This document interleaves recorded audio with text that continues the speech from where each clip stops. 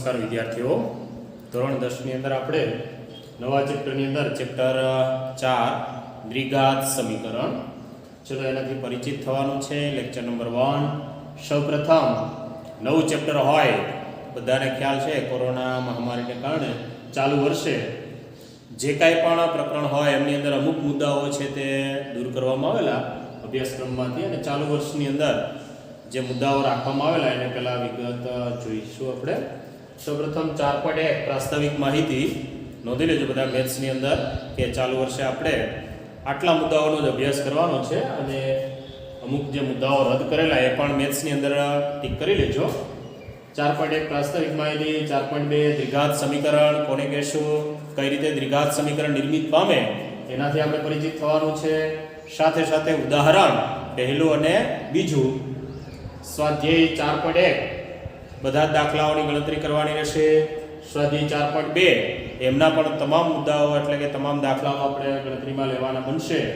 4.3 મુદ્દો છે દ્વિઘાત સમીકરણનો ઉકેલ અવયવીકરણ વડે કઈ રીતે મેળવી શકાય એ મુદ્દાથી પરિચિત થવાનું.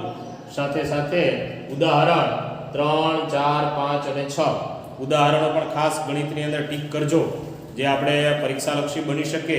ઉદાહરણો છે એ પણ બોર્ડની પરીક્ષામાં પૂછાય ઘણી વખત, તો માટે ઉદાહરણો જે અહીંયા આપવામાં આવ્યા છે અભ્યાસક્રમની અંદર રાખેલા એ આપણે ચોક્કસપણે લખવાના રહેશે, તૈયાર કરવાના રહેશે, એમને વાંચવા પણ પડશે આપણે. ચલો સ્વાધ્યાય 4.3 એક્ઝામ્પલ તરીકે 2 પહેલો દાખલો એક કેન્સલ કરજો, પછી બીજો, ત્યારબાદ 3 થી 8 એટલે કે 3, 4, 5, 6, 7 અને 8 સુધીના મુદ્દા. 4.5 કે જે બીજના સ્વરૂપ દ્વિઘાત સમીકરણના બીજ જે મળે આપણને એ આપણે એમના વિવેચક પરથી નક્કી કરવાનો સરસ મજાનો મુદ્દો એ ધ્યાને લેવાનો બનશે. ઉદાહરણની અંદર 10, 13, 14, 15, 16, 17, 18 આ બધા ઉદાહરણો પણ ટીક કરજો, એ પરીક્ષાલક્ષી અથવા અભ્યાસની અંદર છે. આપણે સ્વાધ્યાય 4.4 એ પણ પૂર્ણતઃ લેવાનું બને આપણે. ચલો ત્યારબાદ અભ્યાસક્રમમાંથી ચાલુ વર્ષ માટે બાદ કરેલ મુદ્દાઓ, જેની અંદર 4.4 એટલે કે શ્રીધર આચાર્યએ એક પૂર્ણ વર્ગની જે રીત આપેલી એ રીતનો અભ્યાસ જે છે એ આપણે એકાદ દાખલાના માધ્યમથી કરશું, પરંતુ એ પરીક્ષાલક્ષી મુદ્દો નહીં બની શકે, તો એને દૂર કરજો. ઉદાહરણ તરીકે 7, 8, 9, 11 અને 12 આ ઉદાહરણોને પણ બધા ચોકડી મારી દેજો, એ પરીક્ષાલક્ષી નહીં બની શકે. સ્વાધ્યાય 4.3 એની અંદર એક્ઝામ્પલ પહેલો, ત્યારબાદ 9, 10 અને 11 આટલા 4 દાખલાઓ છે એમાંથી દૂર કરવાના થાય. તો વિદ્યાર્થીઓ વધારે ગુણનું આ ચેપ્ટરની અંદરથી 8 થી 10 ગુણનું પ્રશ્નપત્રની અંદર પૂછાય છે. ચાલુ વર્ષ માટે જે મુદ્દાઓ રાખવામાં આવ્યા અને દૂર કરવામાં આવેલા, તો એને અનુરૂપ જો ચાલુ વર્ષે કાંઈ ફેરફારો હશે એ આપણે બોર્ડની એક્ઝામ પહેલાં ધ્યાનમાં આવી જશે, તો ત્યારે આપણે લાસ્ટ લખાવશું કે કયા ચેપ્ટરમાંથી કેટલા ગુણનું બોર્ડની અંદર પૂછાવા લાયક બની શકે. અત્યારે આપણે જૂનું નોંધાવી શકીએ, જૂનામાં 8 ગુણનું હતું આ ચેપ્ટર, પરંતુ હવે આમની અંદર કદાચ ફેરફારો થવાની શક્યતા બની શકે. તો વિદ્યાર્થીઓ આને મેથ્સની અંદર નોંધી લેજો, જે અભ્યાસની અંદર રાખેલ મુદ્દાઓ અને અભ્યાસમાંથી દૂર કરેલ મુદ્દાઓ એ ચોક્કસપણે નોંધી લેવાના, કારણ કે આપણે એને અનુરૂપ જ તૈયારી કરવાની કે જેથી કરીને ગુણ આપણે સારા મેળવી શકીએ. ચલો સૌપ્રથમ પ્રાસ્તાવિક માહિતી. કોને આપણે દ્વિઘાત સમીકરણ છે તે કઈ રીતે નિર્મિત થાય, દ્વિઘાત સમીકરણનો ઉકેલ કઈ રીતે આપણે મેળવી શકીએ. તો વિદ્યાર્થીઓ ચેપ્ટર એકદમ સરળ છે, આપણે યાદ કરીએ. ચેપ્ટર નંબર 2 જેની અંદર આપણે બહુપદીના જે વિવિધ પ્રકારો આપણે અભ્યાસ કરેલા, એ પૈકીનો એક પ્રકાર હતો દ્વિઘાત બહુપદી, અને એમનો જ્યારે ઉકેલ, એમના જે આપણે શૂન્યો મેળવવાનો જે સિદ્ધાંત મેળવેલો અથવા કરેલો, ત્યારે આપણે વાત કરેલી કે આ આપણું ચેપ્ટર નંબર 4 બને છે, જેની અંદર ત્યાં આપણે દ્વિઘાત સમીકરણનો ઉકેલ બોલશું. અહીંયા આપણે બોલી રહ્યા છે દ્વિઘાત બહુપદીના શૂન્યો. તો સરસ મજાની વાત એ કે જ્યારે ચેપ્ટર નંબર 2 ની અંદર દ્વિઘાત બહુપદીનો શૂન્ય મેળવવાનો સિદ્ધાંત જે વિદ્યાર્થીઓને બહુ ધ્યાનપૂર્વક હશે એ વિદ્યાર્થીઓ સરળતાથી દ્વિઘાત સમીકરણને સમજી શકવાના છે. અને એમનો જે અવયવીકરણનો જે પદ્ધતિને આધારે એનો ઉકેલ જે લેવાની વાત બનશે એ બહુ સરસ રીતે આપણે તૈયાર કરી શકવાના. તો ઇન્ટરેસ્ટ રાખજો, મજા આવે એવું ચેપ્ટર છે, ધ્યાનપૂર્વક લેશો. આમની અંદર બહુ થિયરી, જાજા સૂત્રો એવું કાંઈ છે નહીં. મજા આવે એવું ધ્યાનપૂર્વક જો લેવામાં આવે તો સરળતાથી આપણે આખું ચેપ્ટર બહુ સરસ રીતે તૈયાર કરી શકીએ. તો સૌપ્રથમ પ્રાસ્તાવિક માહિતી કે કઈ રીતે દ્વિઘાત સમીકરણ નિર્માણ થાય, એમની અંદર કયા કયા ગણિતશાસ્ત્રીઓએ, કારણ કે એમને યાદ કરવા જરૂરી બને, આ જે કંઈ પણ જે ચેપ્ટર 4 ની અંદર કોણે યોગદાન આપેલું અથવા કોણે એમની અંદર કોઈને કોઈ વ્યક્તિ હશે કે જેણે સંશોધન અથવા એમને ટાઈમ આપી અને આપણા માટે આવું સરસ મજાનું ચેપ્ટર તૈયાર કરેલું, એના ગણિતશાસ્ત્રીઓને પણ આપણે યાદ કરીએ કયા કયા ગણિતશાસ્ત્રીઓએ શું એમના માટે યોગદાન આપેલું. તો સૌપ્રથમ પ્રાસ્તાવિક માહિતી.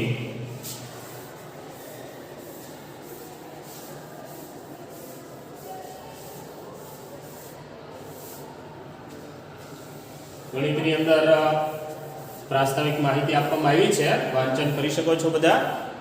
એમાંથી મુદ્દાઓ તારવી અને આપણે બનાવી શકીએ, લખી શકીએ.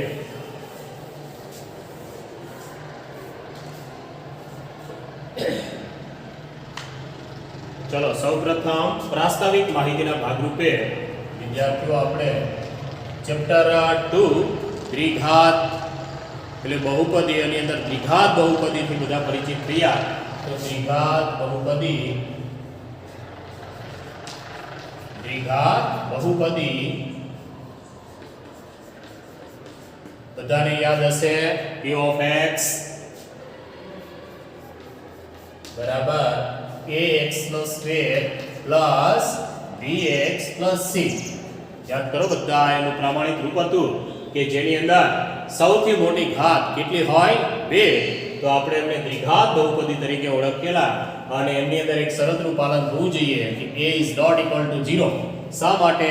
તો કે જો અહીંયા 0 લેવામાં આવે તો આ જે x ની 2 ઘાત વાળું જે પદ છે એ શૂન્યમાં રૂપાંતરિત થઈ જાય અને જો 2 ઘાત જ ના હોય તો એ સુરેખ બહુપદી તરીકે નિર્મિત થઈ જાય. માટે અહીંયા જે સહગુણક હોય એ 0 તરીકે ના હોય. તો દ્વિઘાત બહુપદી ax² plus bx plus c આ આપણી દ્વિઘાત બહુપદી હતી. જેમના માટે હવે વાત કરીએ કે જો p of x બરાબર 0 એટલે કે દ્વિઘાત બહુપદી બરાબર 0 લેવામાં આવે એટલે કે દ્વિઘાત બહુપદી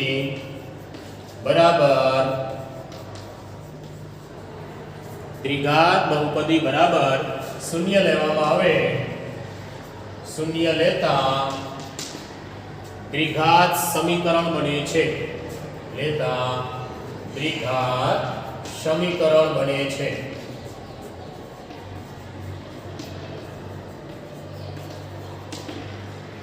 દ્વિઘાત બહુપદી બરાબર આપણે જ્યારે 0 લઈએ તો એ દ્વિઘાત બહુપદી બરાબર 0 લેતા દ્વિઘાત સમીકરણ બને છે. એટલે કે ax² plus bx plus c બરાબર 0. ax ની 2 ઘાત વત્તા bx વત્તા c બરાબર 0 ને શું કહેશું આપણે? તો કે દ્વિઘાત સમીકરણ કહેવાય છે.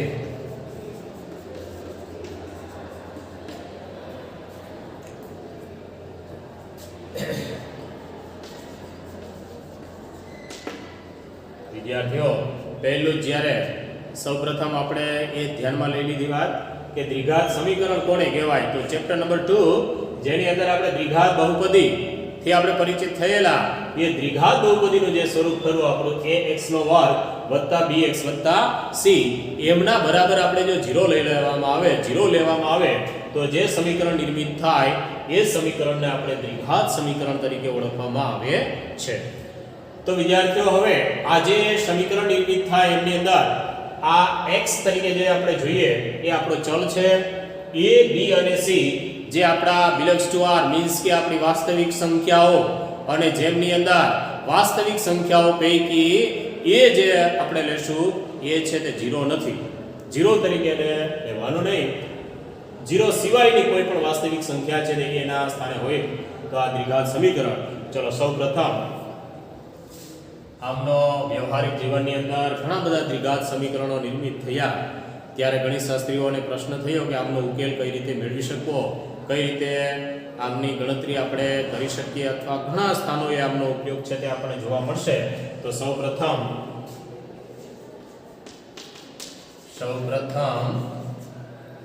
એવું માનવામાં આવે છે કે સૌપ્રથમ બેબીલોન વાસીઓએ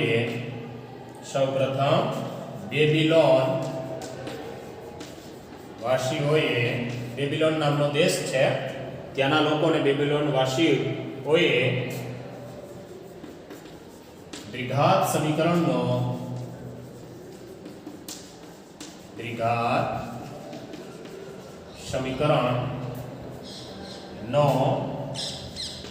ઉકેલ મેળવવાનો ખ્યાલ આપેલો.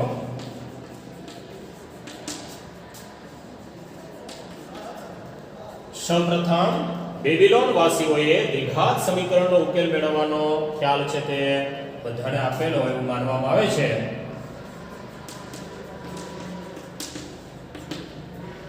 ખ્યાલ આપેલો છે. તો વિદ્યાર્થીઓ સૌપ્રથમ વાસ્તવિક માહિતીની અંદર આવા જે દ્વિઘાત સમીકરણો જો નિર્માણ થાય એમના માટે સૌપ્રથમ બેબીલોન વાસીઓએ, બેબીલોન દેશના લોકોએ દ્વિઘાત સમીકરણના ઉકેલ અથવા એમની જે સમજૂતી જે છે એ મેળવવા માટેનો ખ્યાલ એને આપેલો છે. ત્યારે એ લોકોની સમક્ષ જુદી જુદી સંખ્યાઓના સંદર્ભની અંદર નિર્માણ પામતા દ્વિઘાત સમીકરણો, ત્યારબાદ ખાસ કરીને જે લંબચોરસ આકાર અથવા કોઈ પણ આકારના જે નિર્મિત થતા જે આકારો એમની લંબાઈ અને પહોળાઈ મેળવવાની અંદર જે પ્રશ્ન નિર્મિત થયેલા અને એ પ્રશ્નને આધાર પર જે દ્વિઘાત સમીકરણ ઊભા થયા એનો ઉકેલ મેળવવા માટે સૌપ્રથમ બેબીલોન વાસીઓએ એમણે ખ્યાલ આપેલો છે એવું માનવામાં આવે છે. ત્યારબાદ ગ્રીક ગણિતશાસ્ત્રી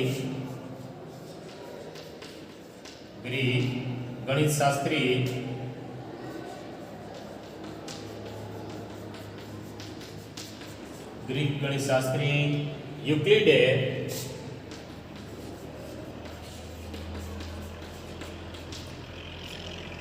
બધા જાણો છો, અમને ઓળખીએ આપણે યુક્લિડ ભૂમિતિનો પિતા તરીકે ઓળખવામાં આવે છે. તો એણે દ્વિઘાત સમીકરણના સંદર્ભની અંદર પણ એના પુસ્તકની અંદર એણે સરસ રીતે દ્વિઘાત સમીકરણના ઉકેલના વાતો છે તે આપેલી. તો ગ્રીક ગણિતશાસ્ત્રી યુક્લિડે પોતાના પુસ્તકની અંદર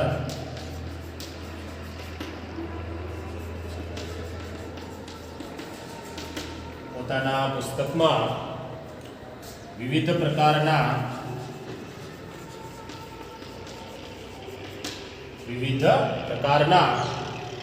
દ્વિઘાત સમીકરણના ઉકેલનો ખ્યાલ આપેલો છે. વિવિધ પ્રકારના દ્વિઘાત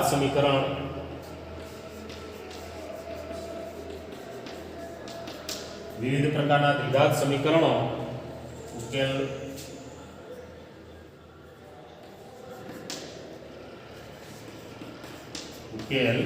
આપેલ છે. વિદ્યાર્થીઓ યુક્લિડ આ બધાને યાદ કરવા પડે, આ બધાનું યોગદાન છે વિદ્યાર્થીઓ, એટલે ચોક્કસપણે આપણે યાદ રાખીએ એમને. એટલે કદાચ પરીક્ષામાં ન પૂછાય, પરંતુ આપણે એટલું યાદ હોવું જોઈએ કે દ્વિઘાત સમીકરણ જે નિર્મિત થયેલું એમાં બેબીલોન વાસીઓએ સૌપ્રથમ, ત્યારબાદ યુક્લિડ કે જેણે એના પુસ્તકની અંદર દ્વિઘાત સમીકરણના ઉકેલ માટેની જુદી જુદી સિદ્ધાંતિક વાતો છે એમણે વ્યક્ત કરેલી, તો એમને આપણે યાદ કરીએ. ત્યારબાદ વિદ્યાર્થીઓ એવું માનવામાં આવે છે કે આપણા દેશની અંદર પ્રાચીન ભારતીય ગણિતશાસ્ત્રીઓ જે થયેલા એ પણ વિશ્વના ગણિતશાસ્ત્રીઓથી ઘણા બધા એ પણ આગળ હતા. એમણે પણ સરસ રીતે દ્વિઘાત સમીકરણોના ઉકેલ કઈ રીતે મેળવી શકાય એના સરસ એમના પુસ્તકોના માધ્યમથી અત્યારે પણ એ છે જ કે કઈ રીતે ઉકેલ શોધી શકાય. એમાંનો બ્રહ્મગુપ્ત કે જેણે દ્વિઘાત સમીકરણ કઈ રીતે નિર્મિત થાય અને દ્વિઘાત સમીકરણના ઉકેલ મેળવવા માટેની વાતો છે એ બ્રહ્મગુપ્તે આપેલી. અને બ્રહ્મગુપ્ત જે છે એમની જે વાત એ ભાસ્કરાચાર્ય સેકન્ડ એના પુસ્તકની અંદર આપણને જોવા મળે છે. ભાસ્કરાચાર્ય દ્વિતીય એટલે કે સેકન્ડ જે થયેલો એમનું પુસ્તક છે સિદ્ધાંત શિરોમણી. એના 4 ભાગો ચાર ભાગો પૈકીનો એક ભાગ લીલાવંતી. એ લીલાવંતીની અંદર આપણે દ્વિઘાત સમીકરણના ઉકેલ, શૂન્યના ઉપયોગો, ભૂમિતિના સંદર્ભની અંદર વાતો પણ આપણને જોવા મળે છે. તો ભારતીય મહાન ગણિતશાસ્ત્રીઓ જે છે બ્રહ્મગુપ્ત, ત્યારબાદ આપણે યાદ કરીએ શ્રીધર આચાર્ય, જે આ ચેપ્ટરની અંદર આપણને જોવા મળશે, એના દ્વારા નિર્મિત થયેલું દ્વિઘાત સૂત્ર અને એના પરથી પૂર્ણ વર્ગની રીત, એ બંનેનો ખ્યાલ છે તે શ્રીધર આચાર્યએ આપેલો છે. એને પણ આપણે નોંધી લઈએ.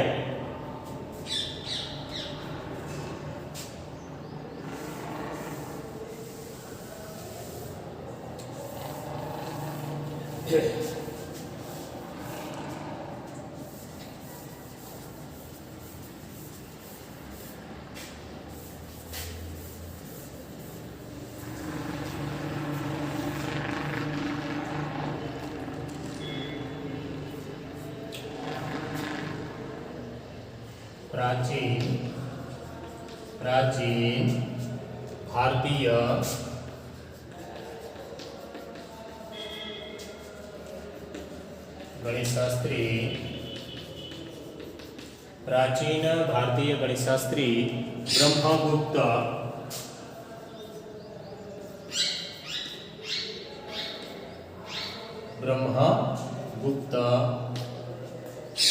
બ્રહ્મગુપ્તે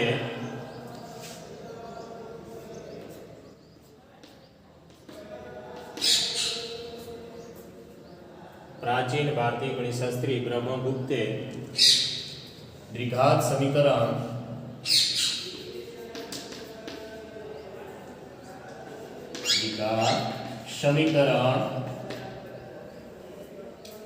प्राचीन भारतीय गणितशास्त्री ब्रह्मगुप्ते द्विघात समीकरण नो उकेल मेळवવાની વાત, ઉકેલ મેળવવા માટેની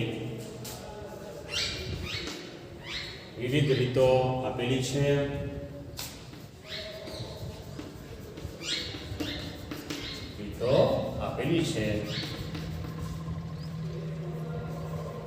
જે ભાસ્કરાચાર્ય દ્વિતીય પુસ્તકમાં જોવા મળે છે. જે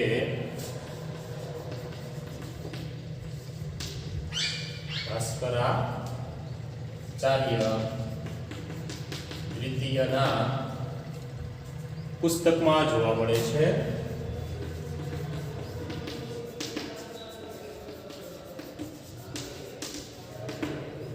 આ રીતે બ્રહ્મગુપ્ત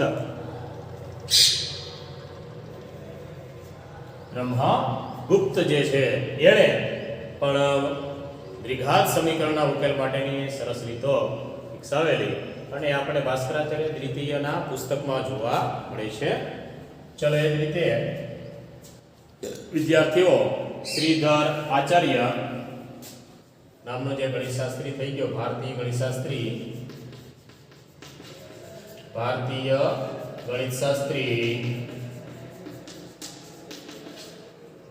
ગણિતશાસ્ત્રી શ્રીધર આચાર્ય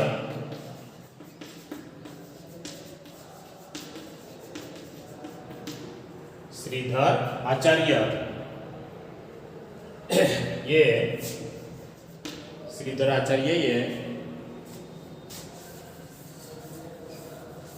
द्विघात सूत्र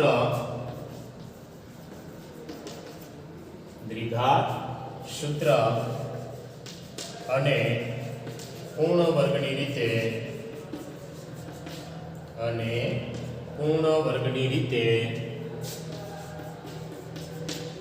ભારતીય ગણિતશાસ્ત્રી શ્રીધર આચાર્યએ દ્વિઘાત સૂત્ર અને પૂર્ણ વર્ગની રીતે દ્વિઘાત સમીકરણનો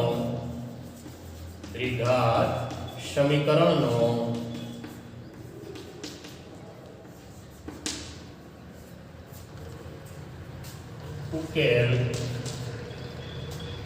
મેળવવા માટે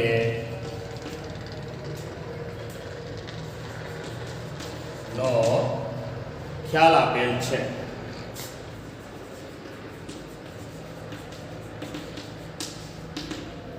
તો આ રીતે આપણા ભારતીય મહાન ગણિતશાસ્ત્રી એક બ્રહ્મગુપ્ત અને બીજો કોણ શ્રીધર આચાર્ય કે જેમણે દ્વિઘાત સૂત્ર અને પૂર્ણવર્ગની રીતે દ્વિઘાત સમીકરણનો ઉકેલ મેળવવા માટેનો ખ્યાલ રજૂ કરેલો અને એના માધ્યમથી આપણે સરસ રીતે દ્વિઘાત સૂત્રનો ઉપયોગ તો આપેલ ચેપ્ટરની અંદર આપણે કરશું જ.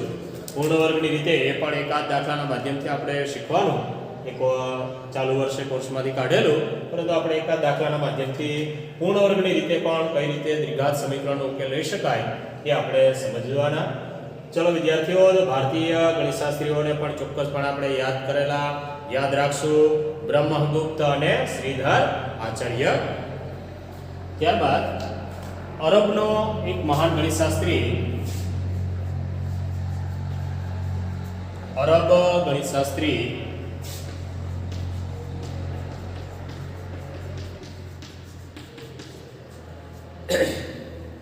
અરબ ગણિતશાસ્ત્રી અલ ખ્વારિઝમી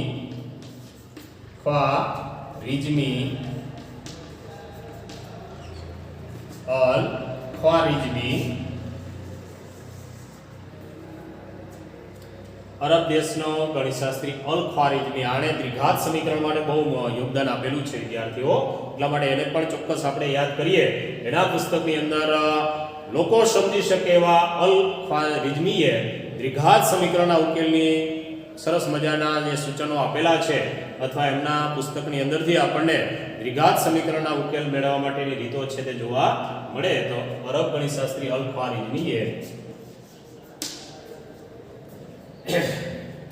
વિવિધ દ્વિઘાત સમીકરણો વિવિધ રીતો દ્વારા દ્વિઘાત સમીકરણનો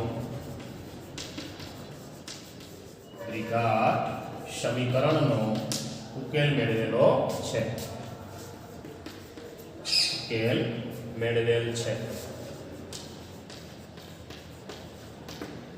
આ રીતે અરબ ગણિતશાસ્ત્રી અલ ખ્વારિઝમી એ વિવિધ રીતો દ્વારા દ્વિઘાત સમીકરણનો ઉકેલ મેળવવા માટેની રીતો છે તે વિકસાવેલી છે. તો વિદ્યાર્થીઓ, ભારતીય ગણિતશાસ્ત્રીઓ એ જ રીતે અરબ દેશનો ગણિતશાસ્ત્રી અલ ખ્વારિઝમી એને પણ ચોક્કસપણે આપણે યાદ કરીએ. ત્યારબાદ યુરોપની અંદર એક ગણિતશાસ્ત્રી થઈ ગયો અબ્રાહમ બાર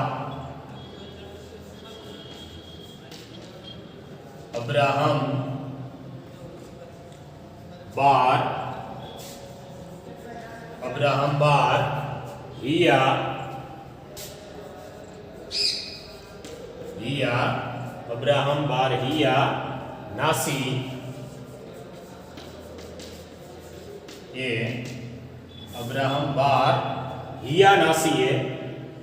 અબ્રાહમ બાર હિયા નાસીએ લખેલ અબ્રાહમ બાર હિયા નાસી એ યુરોપ દેશનો છે, એટલે આપણે યાદ કરીએ. યુરોપમાં લખેલ પુસ્તક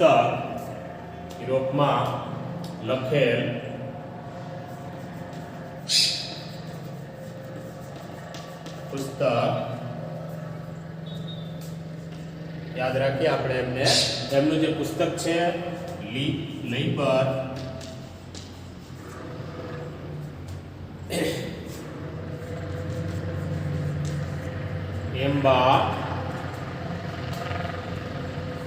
એમ્બાડોર નામનું પુસ્તક છે. આ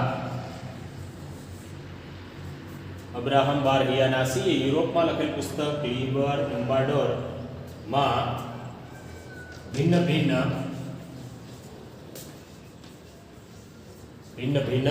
દ્વિઘાત સમીકરણના ભિન્ન ભિન્ન દ્વિઘાત સમીકરણના પૂર્ણ ઉકેલ માટેની રીતો છે. ભિન્ન દ્વિઘાત સમીકરણના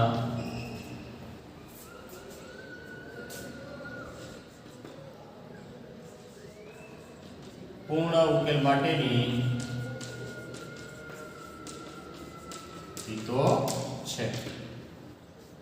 તો આ રીતે વિદ્યાર્થીઓ, ભારતીય ગણિતશાસ્ત્રીઓ, વિદેશના ગણિતશાસ્ત્રીઓ અલ ખ્વારિઝમી, અબ્રાહમ બાર હિયા નાસી.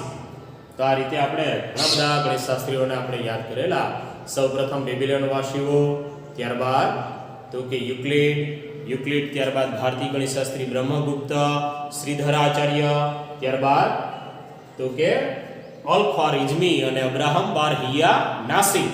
આ બધાને આપણે યાદ કરેલા એટલા માટે કે એમણે દ્વિઘાત સમીકરણ જે આપણે ચેપ્ટર શીખવા જઈ રહ્યા છે એ દ્વિઘાત સમીકરણના ઉકેલ માટેના એણે રજૂઆતો એના પુસ્તકોની અંદર સંશોધન કરી અને આ વિશ્વ સમક્ષ એમણે રજૂ કરેલું.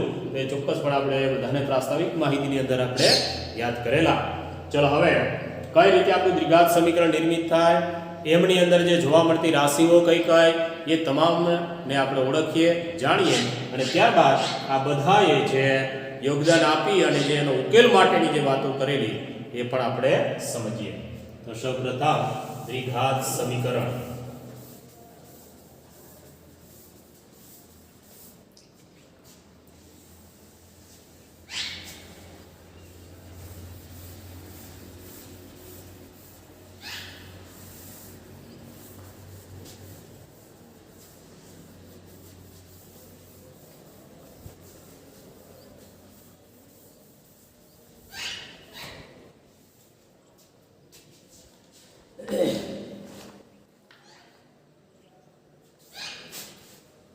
चलो द्विघात समीकरण की व्याख्या.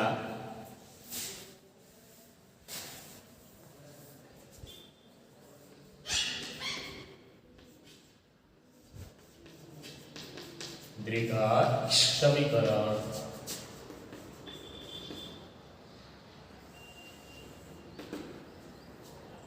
व्याख्या सांकेतिक रीते तो के जे समीकरण में बे घात आवेली होय सौथी मोटी અને આપણે દ્વિઘાત સમીકરણ તરીકે ઓળખી શકીએ. પરંતુ આ રીતે a b c વાસ્તવિક સંખ્યાઓ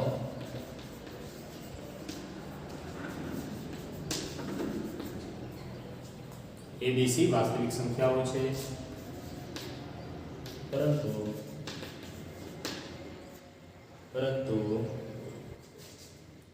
a not equal to 0 હોય તો ax નો square plus bx plus c equal 0 ને ax નો વર્ગ વત્તા bx વત્તા c ઇક્વલ 0 ને દ્વિઘાત સમીકરણ કહેવાય છે. ને દ્વિઘાત સમીકરણ કહેવાય છે. આ રીતે દ્વિઘાત સમીકરણ છે તે આપણું નિર્મિત થાય.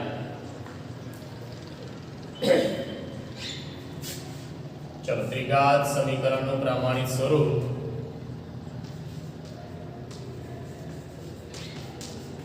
દ્વિઘાત સમીકરણનું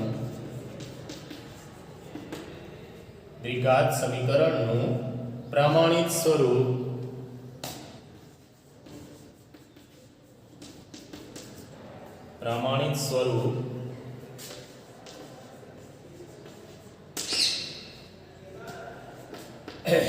ax નો વર્ગ plus bx plus c equal to 0.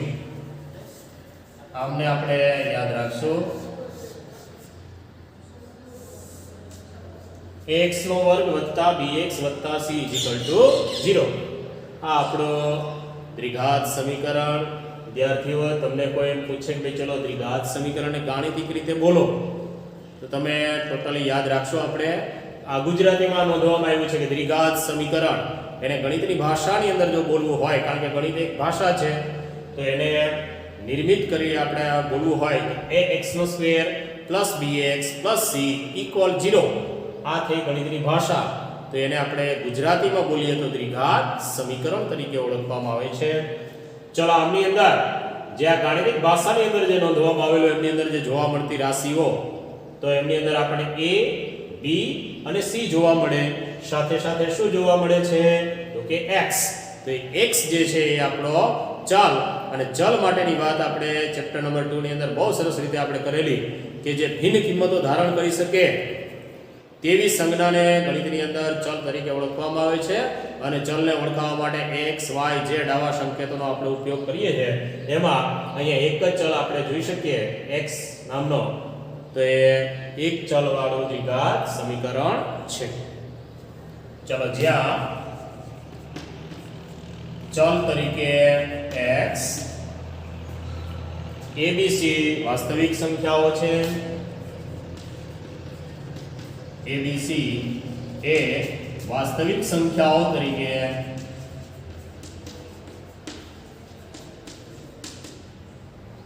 સંખ્યાઓ વાસ્તવિક સંખ્યા છે.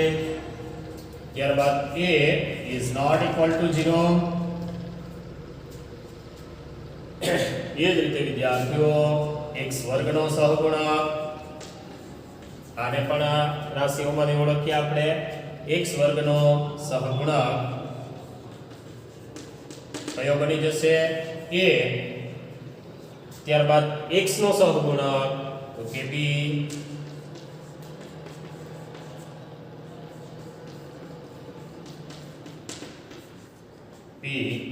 અને જે c આપણે જોવા મળે એ આપણું અચળ પદ.